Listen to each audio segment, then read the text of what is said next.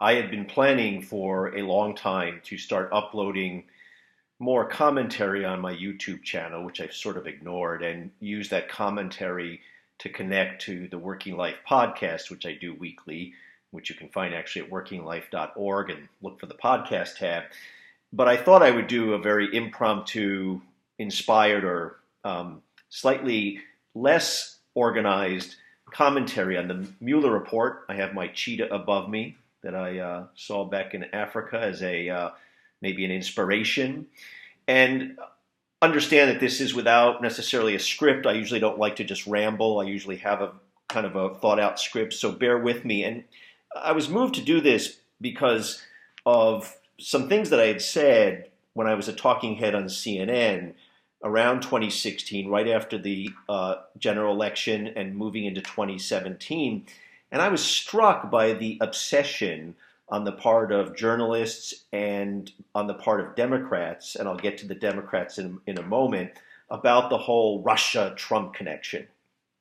And I tried to point out two things repeatedly: that you could believe this thing, one thing, which is that Trump is a dangerous individual.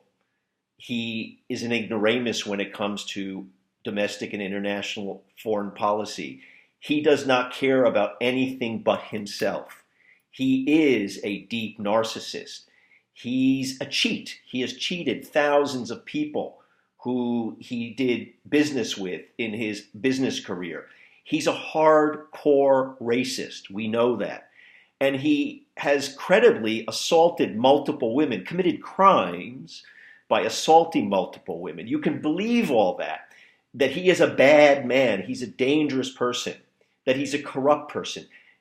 And at the same time, you can believe that there was no evidence that this collusion was this kind of orchestrated story by the intelligence community, by journalists who saw this, perhaps, I think, out of careerism. This is the route to the Pulitzer Prize.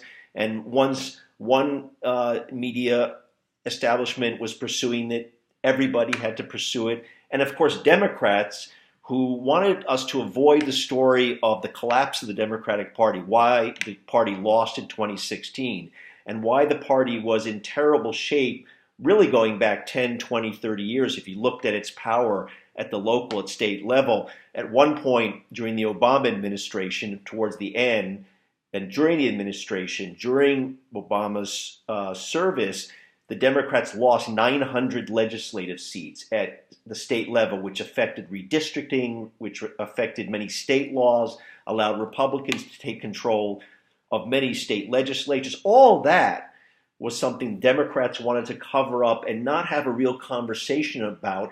And Russia was a great way of doing that.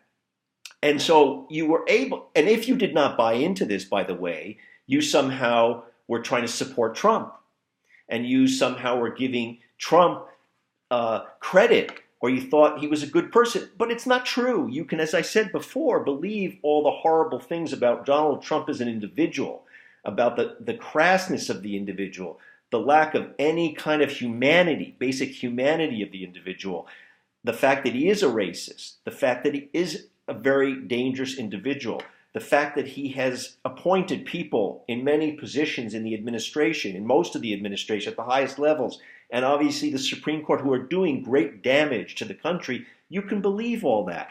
And at the same time, you can say that there was no evidence to show this grand collusion between Donald Trump and Russia. And I say now, and I have thought this going back again months and months, that this was a great distraction. That it was a great distraction from really honing in and talking to the American people, voters, about, and what I mean voters, I mean not the hardcore progressive supporters that I often talk to, but those people who are in the middle of the country, metaphorically speaking, those people who may have even voted for Donald Trump for a whole host of reasons, racism, fear. All that time, 2 years, was lost. A significant amount of time, a significant window was lost obsessing about Russia. And I mean, it was lost on the part of the Democratic Party, key parts of the Democratic Party who wanted to advance this story. There was a really important investigation to move forward, which I thought Democrats should have pushed, which was the credible allegations by multiple women that Donald Trump committed the crime of sexual assault. That is something that is quite credible. That is something that is worth pursuing. Those are real crimes. Those are real crimes against women. That would have been a whole lot better use of time and money over the last 2 years to focus on, because that has real impact on people's lives. But instead we got lost into this conspiracy, this collusion, and now Trump is going to make hay out of it.